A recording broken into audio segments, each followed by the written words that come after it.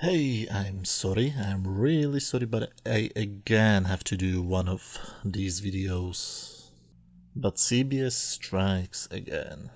A little history lesson. When I started this channel back in the summer of 2014, I did start to do visual effects comparison videos, showing all differences between the standard and the enhanced versions of the classic Star Trek episodes. Originally, I only wanted to show these videos to a couple of friends who I know love Star Trek as much as I do, but they encouraged me to make these videos public. So, YouTube's Trekkie channel was born. And I was positively surprised by the amount of views and the overall reception. I mean, the videos still have tens of thousands of views and most of the reactions are positive. I even got comments from people who I have been a huge fan of years, or even a man who worked on the motion picture enterprise. And you have no clue how much it means for me, a random guy from Slovakia who just wanted to share the information about the changes in the original show with fellow Trekkies. And the positive feedback went much farther than just the YouTube comment section. I found my channel promoted on various movie preservation forums or even in the Amazon comment sections. I was really happy that people like my work. Then CBS started to punish my videos. First, they started to take down what seemed to be completely random videos. Then in January 2016, the big attack happened. Every single video on my channel was punished somehow. I did 2 videos on this. I will put the links to them in the video description, but to be sure, 2 of the videos were taken down, giving me 2 copyright strikes. 3 of them would mean my channel would be no more. Other videos were blocked worldwide, others again were blocked outside the USA, and all the others were just content I did, and all the monetization was taken away from them. I was so fed up with it that I wanted to delete the whole channel, just like I want to do now. But at the same time, I felt like I have to keep the videos up out of obligation to the people who still love them. I tried to appeal every video with no success at all. I tried emailing CBS again, no success. And no, I don't really care about lost money. I would do the same videos even if YouTube decided they're not good for monetizing. Most of the time, more than a year, I did not monetize my videos at all. And the first time ever I decided to get the AdSense money was last month. Yes, after 2.5 years I was paid once. I'm not doing it for money, especially when the money is so insignificant that I pay more for my internet connection than I get from AdSense. You know how much money I made on it during the 2.5 years? Well, I couldn't afford to buy the 50th anniversary box set for it.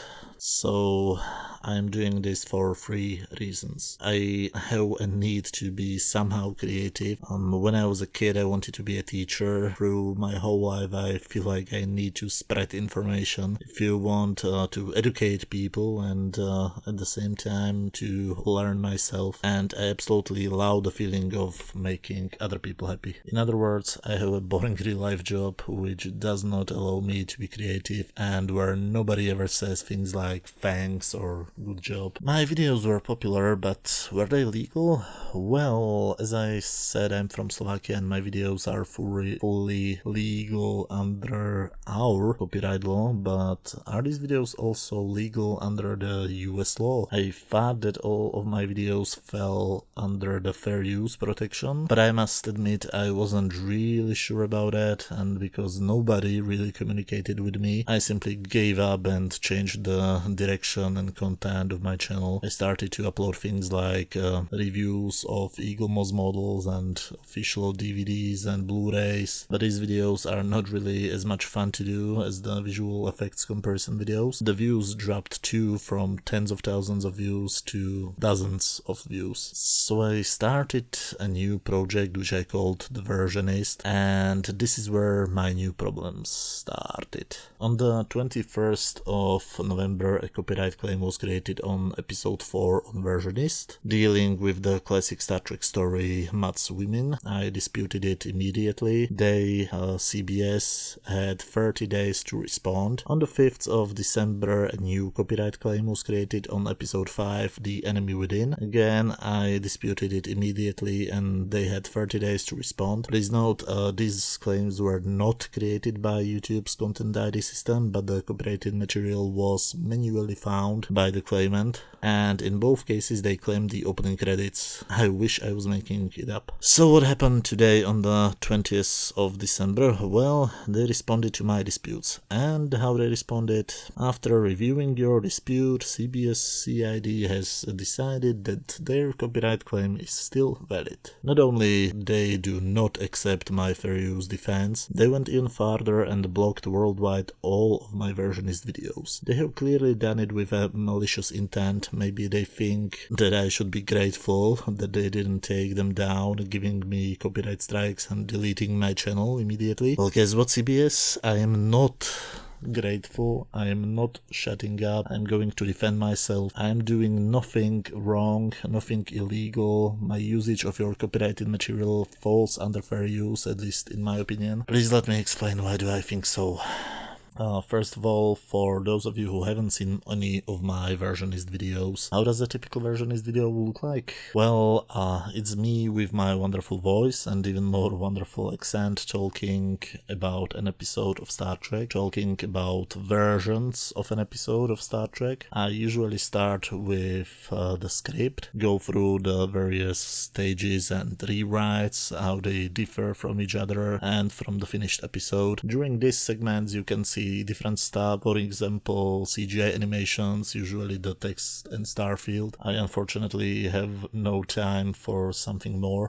Standard animation done using physical models and various photo stills. For example, if I mention a person, for example a writer, I always show his or her face for a moment with some text describing who this person is. Then I talk about various home video releases showing still images of them. And in the last segment I talk about the differences in these home video releases. Sometimes I only compare the visual effects from the original version with the new CGI effects from the enhanced version. Other times I compare also, for example, the DVD release with the Blu-ray original version. But sometimes I go much deeper. For example, for the pilot The Cage, I compared so many different versions that I had to split the video into 7 parts. During the time the copyrighted footage appears on screen, I talk about differences, sometimes explaining how the effect was done, sometimes just commenting on the change, giving my honest opinions about it. Also, whenever there is something new, for example a new starship, I always talk about a ship too, even compare them to the officially released replicas of the models, trying to be as detailed and informative as possible. Now, what does the American copyright law think about my usage of the copyrighted footage? There is this thing called fair use. Examples of fair use in United States copyright law include commentary, search engines, criticism, parody, news reporting, research, and scholarship. According to the copyright law, the fair use of a copyrighted work, including such use by reproduction in copies or phone of records, or by any other means specified by that section for purposes such as criticism, comment, news reporting, teaching, including multiple copies for classroom use, scholarship, or research, is not an infringement of copyright. 4 factors are usually considered when determining if a usage of a copyrighted material is fair use. First, the purpose and character of the use, including whether such use is of commercial nature or is for non-for-profit educational purposes. Second, the nature of the copyrighted work. Third, the amount and substantiality of the portion used in relation to the copyrighted work as a whole. And 4, the effect of the use upon the potential market or the value of the copyrighted work. Each factor has a different weight. The most important is whether the use is transformative. Are my videos commercial or educational? That's a correct question. I have done lots of research, and while some sources claim that YouTube monetization is considered to be commercial nature, others claim it's not.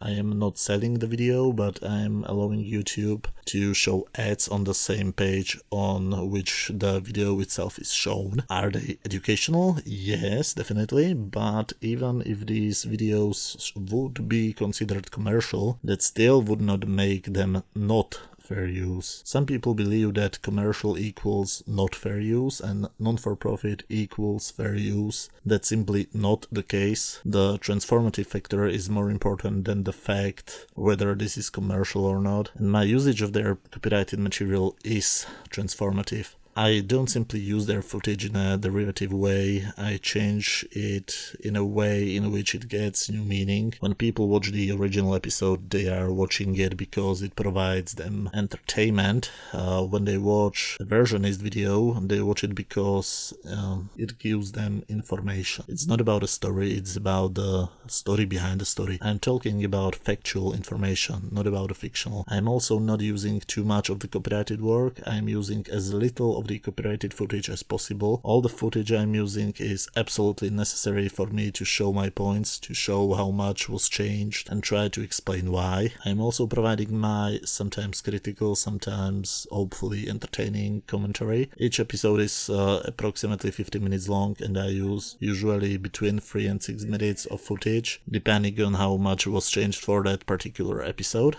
And the last factor, well, my videos are not a competition to the official episodes. They were never and never will be. I hate to repeat myself, but my audience watches these videos not for the stories, but because of the stories behind the stories. My videos are technical and educational. The original videos are sci-fi dramas. My videos actually have a positive effect on your sales. Don't believe me? Read the Amazon comments, read the comments below my videos, read all the comments explaining how they bought your Blu-rays because they have seen my videos, talking about them and explaining them what exactly will they get for their money. Yes, CBS, I'm making you money. So what now? Well, I don't know. All of my Versionist episodes are down and I will fight it. Actually, I started to fight them when I'm recording it, which unfortunately means that I might lose this channel.